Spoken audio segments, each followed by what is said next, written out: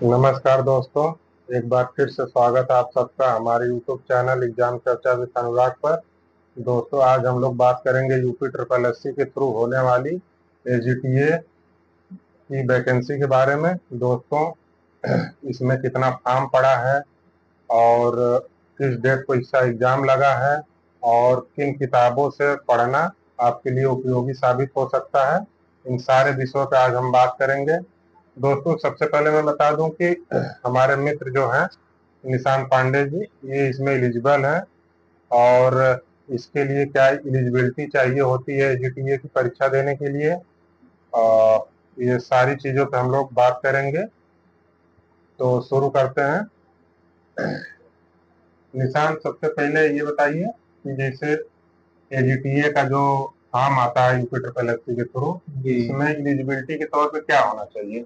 पहले नमस्कार दोस्तों। देखिए, एलिजिबिलिटी के तौर पे सबसे पहले आपका एग्रीकल्चर से बीएससी होना चाहिए। अच्छा, बीएससी यदि आप एग्रीकल्चर से होंगे तभी एजीटीए में आप फॉर्म अप्लाई करना। तो दोस्तों, एलिजिबिलिटी की बात की जाए तो अगर आपने 12th के बाद ग्रेजुएशन के रूप में एग्रीकल्चर में बीएससी कर रखी है और उसके बाद टेट का भी एग्जाम देना जरूरी है। टेट जरूरी है, यूपी ट्रिपल एससी से एग्जाम होता है। यूपी ट्रिपल एससी का एग्जाम कराती है तो उसमें पेट जरूरी है। तो पेट अगर आपने दिया है और आपके पास अगर एग्रीकल्चर है तो आप एलिजिबल है। फिर आगे बात कर लेते हैं, इसमें टोटल कितने फॉर्म पड़े हैं? टोटल इसमें पड़े हैं 63,695 फॉर्म भरे गए थे। जिसमें जब ये टेट वाला प्रोसेसिंग नंबर जारी किए ट्रिपल एससी, उसमें 2 बच्चे बाहर नहीं हुए और सारे बच्चे।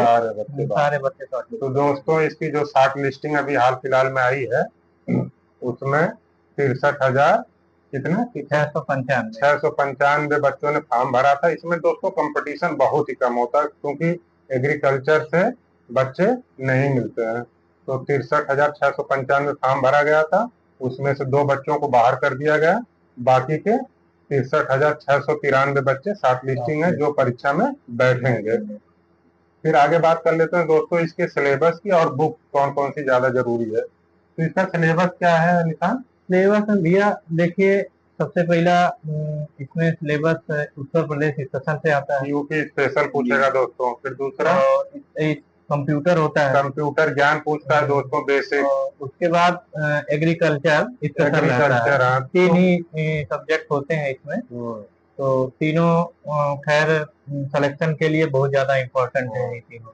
तो दोस्तों, चूंकि ये एग्रीकल्चर बेस्ड भर्ती है तो आपने बीएससी एग्रीकल्चर से कर रखा है तो उसी से संबंधित प्रश्न पूछे जाते हैं जी। तो अब बात कर लेते हैं दोस्तों कि निशांत किन किन किताबों से पढ़ते हैं, क्या इनकी स्ट्रेटेजी रहती है। तो निशांत ये बताइए सबसे पहले आप किन किन किताबों से कौन कौन सा सब्जेक्ट पढ़ते हैं?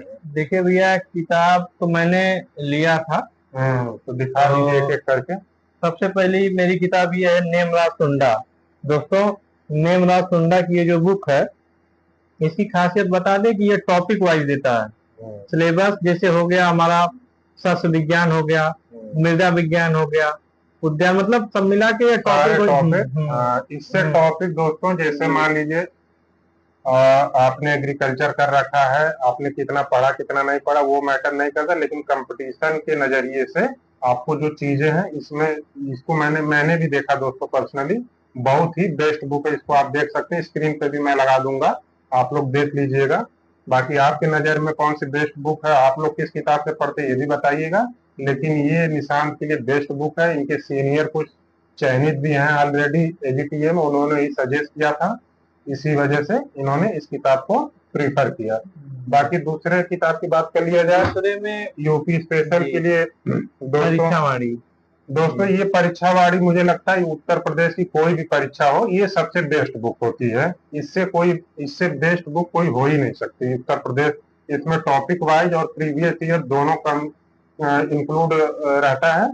तो ये इससे निशान भी पढ़ते हैं। हालांकि हम लोग भी पुलिस के लिए, दरोगा के लिए और भी जो भी एग्जाम आते हैं यूपी में यही पढ़ते हैं। बाकी का अगला किताब किससे पढ़ते हैं निशान वो बता दो। अगला यूपी एग्जाम वाला भैया कंप्यूटर क्योंकि सिलेबस में कंप्यूटर है, किताब है जो कि कंप्यूटर क्वेश्चन सॉल्व करने के लिए बड़ी बेस्ट है। जो हम लोग साथ में गए थे कटरा के लिए। तो दोस्तों अगर आप ये प्रयागराज में रहते हैं और तो सबसे बड़ी बात है, लीजिएगा तो दोस्तों सेकंड एडिशन लीजिएगा। हाँ, इसका लेटेस्ट वर्जन लीजिएगा। जी। ये कंप्यूटर के लिए ये किताब जो प्रीफर की है इससे पढ़ते हैं। बाकी आपके पास अगर कोई कंप्यूटर की किताब हो तो आप उससे भी पढ़ सकते हैं, कोई जरूरी नहीं है कि इसे पढ़िए। बाकी कंप्यूटर का सिलेबस है तो कंप्यूटर पढ़ना जरूरी है। बाकी अगला क्या जरूरी है दोस्तों, चूंकि अब ये तो सब्जेक्ट की बात हो गई अब, लेकिन जैसा आपने सब्जेक्ट पूरा कवर कर लिया तो प्रैक्टिस के लिए प्रीवियस ईयर और एक्सपेक्टेड क्वेश्चन भी पढ़ना जरूरी है। तो प्रैक्टिस किस किताब से करते हो निशा? प्रैक्टिस देखिए भैया, जैसे मान लीजिए हम उसमें एग्रोनॉमी पढ़ लिए, एग्रोनॉमी पढ़ने के बाद हम ये जो है यूथ की कंपटीशन टाइम, ये साल पेपर है आज तक जितना एग्रीकल्चर का एग्जाम हुआ है, और इसमें टॉपिक वाइज दिया है। अच्छा जी, टॉपिक वाइज देने से मैं जैसे शस्त्र विज्ञान पढ़ लिया उसमें, ये नेमरा सुंडा से मैंने शस्त्र विज्ञान नेमरा सुंडा से पढ़ लिया। उसके बाद जब मुझे प्रैक्टिस करना होता है तो मैं ये शस्त्र विज्ञान, जैसे इसमें देखिए हम आप सबको दिखा रहे हैं दोस्तों, देखिए जैसे जब आप शस्त्र विज्ञान नेमरा सुंडा से पढ़ लेंगे तो ये शस्त्र विज्ञान के टॉपिक वाइज सवाल पेपर में जो भी प्रश्न दिया रहता है, ये प्रश्न के हिसाब से हम गत वर्षों में जितने एग्जाम हुए हैं एग्रीकल्चर के सब इसमें इंक्लूड है ना। जी जी जी। तो दोस्तों ये रही किताब।